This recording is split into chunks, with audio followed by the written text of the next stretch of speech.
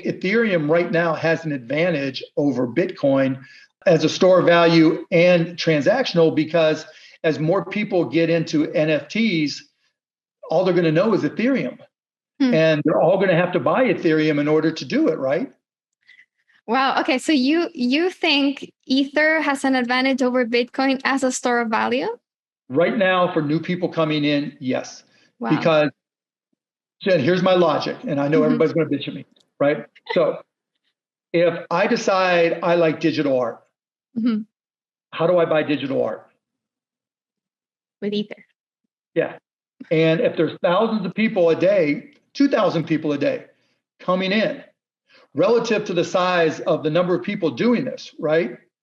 That's impactful, because every now and then one of them is going to be a whale and they're going to buy 1,000 Ether, right? And because they want to go out there and be able to buy that big artwork.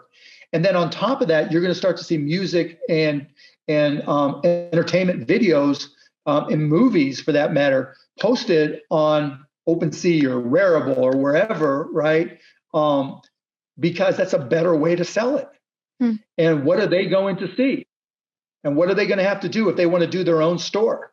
They're going to have to spend their $500 or $600 in Ethereum, right? You know, half an ETH, just to be able to play the game. There's nothing in this ecosystem that says you have to buy Bitcoin first in order to transact or do something within DeFi or within any of the digital goods marketplace. Wow. And you won't believe what else Mark Cuban has to say on this. So this is Mark Cuban on the Defiant podcast with Camilo Russo. And let's get one thing straight at the very beginning. Mark Cuban owns Bitcoin. Mark thinks that Bitcoin will go up. He's bullish on Bitcoin. But Mark's even more bullish on the second highest cryptocurrency by market cap, Ethereum. Ethereum will outperform Bitcoin this cycle and provide an even greater return on investment. This is all according to Mark Cuban in this video. Welcome back, everybody, to Altcoin Daily.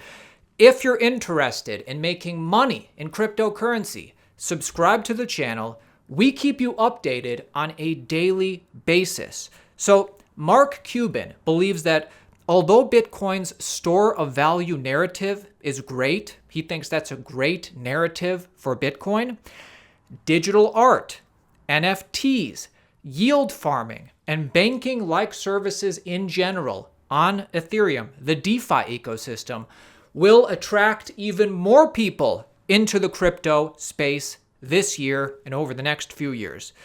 And more people, if that's the case, will be going through Ethereum. Don't take my word for any of this. Listen to Mark articulate this himself. This is Mark continuing his thoughts on Bitcoin versus Ethereum. Let me know what you think in the comments below. Most people coming in right now fall into two categories. Store value, I want to make some money, Bitcoin, right? So if you're investor first, Bitcoin. But everybody else, collectors, why would they buy Bitcoin? Ethereum, even with all that hassle, once you get your arms around it, it's less hassle than going to deal with the bank. Yeah. As more people realize that, then you start seeing that rush. And so that's why I got involved. That's why I think Ethereum is going up and up and up and up, because that's the easiest way to yield farm. Bitcoin is not an easy way to yield farm for most people, right? You've got to do your swaps and da-da-da-da-da. But Ethereum is easy. And, and that's become the currency for all your swaps or most swaps, right? And it's become the currency for a lot of, smart contracts. And so people are seeing that. And as more people are coming in, I think that's why, Bitcoin, it made its bed to be a store of value. And, the algorithmic scarcity is a great selling tool. It's a great narrative, and that's not going away. And, I can see the argument being made for people to put it in their treasury and to use it as an alternative. And that's good. But, for those, part of the problem is for those people who want to yield farm, trying to go through the process of going into wrapped Bitcoin, right, and making that swap, you got to hope that that the people behind Wrap Bitcoin are doing their job to make sure that it tracks exactly right. And there's some risk associated with that. Yeah. And it's just complex and hard to do. I mean, not hard to do. There's no reason. I mean, there's no reason to go and wrap your Bitcoin if you can just directly do it with ETH. Yes. Yeah. Period, end of story. Yeah. Period, end of story. Yeah. So Cuban is into yield farming. He's into decentralized finance. He likes digital art. He likes NFTs. And right now, the name of the game where all of this is currently being built and all of this is happening, for the most part, is Ethereum. And Mark thinks that's going to bring a lot of new people into Ethereum and into the cryptocurrency space in general. And by the way, Mark has formed this opinion from actually experimenting with this stuff and doing his own research. He's tried out yield farming. He's tried out the banking-like services in DeFi. He's even experimented with digital art and NFTs in his own NBA Mavericks business. In fact, he's just waiting for the NFT space to really blow up. This is Mark Cuban describing what he likes, what he is so attracted to when it comes to his own experiments with NFTs and using it. Listen closely. When I started playing with it and realized that there was a little thing that said, resale percentage, so that when I put up something for sale and it got resold, I got a percentage and it could track it every time it's sold forevermore. And I would continue to get paid for a zillion years. That was a game changer. Yeah. That changes how music, how video, how the internet is going to work forever. If you're a professional photographer, you should be putting your stuff, I like Mintable, I like Rarible, there's OpenSea, but OpenSea doesn't do series yet, and so I use Mintable and Rarible. But yeah, like on Mintable, just putting it in their store and it's no cost until you sell. If I'm a professional photographer and, I put all my pictures up there first, not on Twitter, and let people buy them there or send them from Twitter there. And that way you can, offer commercial license. And anytime it's sold again, you keep on getting paid. And same with music or a music video, instead of it being on YouTube, put it where you can, tokenize it and keep on getting paid. That's enormous. That is such a game changer that traditional industries that sell digital goods haven't even recognized that. Okay.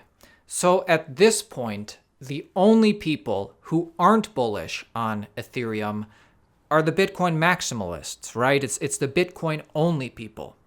Well, let me just show you how that narrative is shifting as well. Example number 1. Here is Anthony Pompliano on a recent episode of his podcast. As we know, Pomp's a great guy, Bitcoiner, seems to align himself with the Bitcoin maximalists. Yet, I don't know if you've been noticing, he's been having more and more DeFi people and altcoin people on the Pomp podcast lately. In fact, here he is joined by a decentralized finance bull, a smart contract bull. So here is Pomp educating his audience on different ways to think about the space other than Bitcoin only, which probably a large part of his audience is. I show you this as an example as how the narrative is changing. Yeah. So let's talk a little bit just about kind of decentralization in general. I think that this is probably one of the underlying themes across, a lot of what you guys are doing and really just the industry in general. And so there's kind of a couple schools of thought. One is, hey, Bitcoin is the king, Bitcoin will remain the king, and everything will be built on top of Bitcoin. There's another school of thought that is, we're going to take all of the ethos of Bitcoin around decentralization and kind of consensus, and we're going to go apply it in a million different ways with all sorts of different technology. And go touch every other industry. And then there's kind of a hybrid, which is like, well, Bitcoin's going to be really important. And that's likely to be the winner in the digital currency space. And then there's a bunch of other stuff, but they don't necessarily compete with Bitcoin. My guess is that you're in the third bucket, but one, I want to make sure that that's true. And then just kind of explain everything else other than Bitcoin as you're kind of thinking through decentralization, these other protocols. Yeah, we're absolutely in that third bucket. Bitcoin is the biggest and most important protocol today. It will be one of the biggest and most important things in this entire space. It's the gateway drug for a lot of people. It's how you get into the space is you sort of get your head around Bitcoin. And then once you start getting your head around Bitcoin, you start realizing that there are a set of things that Bitcoin's phenomenal for and great for. And then actually, if you sort of just tweak the consideration set a little bit or the constraints a little bit, you might be able to do more. Here is Chamath Palihapitiya, thought to be a Bitcoin maximalist as well, disclosing how bullish he is on the NFT space and why Chamath is buying NFTs and buying digital art. In addition to Bitcoin, which coins, if you will, cryptocurrencies, digital assets, are you a holder of? Are you a believer in? Well, I will be publishing this soon.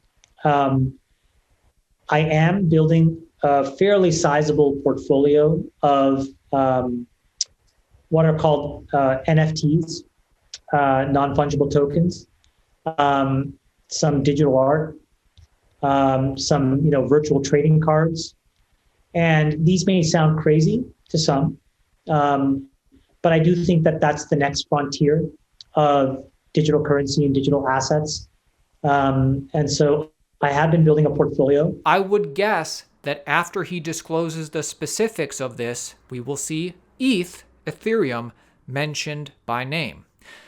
So this cycle, how can you not be bullish on Ethereum? And by the way, Mark Cuban did disclose his personal crypto portfolio on Camilla's podcast. So this is Mark Cuban's crypto portfolio. Bitcoin, Ethereum, Aave, not so much Sushi. And like I said, I got a couple smaller tokens I don't want to mention that I just have small positions in. And Litecoin, other than Litecoin, you'd see me in the whale listings for all of them. Between Bitcoin and ETH, is it split like halfway, or do you own more of one or the other? I own more ETH in terms of just number of ETH. I own more in dollar in Bitcoin, but that's changing as I'll wait for a little pullback on Ethereum since it's had a run up. But I just bought some Aave yesterday. Nice. And so right before it's run up. So I've been buying Aave for a while. But I'd say if I'm going to buy new stuff, that's probably a better way to answer it. I'd buy Ethereum on a pullback before I'd buy Bitcoin. And so when Bitcoin pulled back to 30,000, I didn't buy more. When Ethereum pulled back to 1,000, I did buy more. And if it did that again, I would buy more because for the very reasons we discussed. And this is where I leave you. Make sure you subscribe to the channel for more daily updates. Have a great year.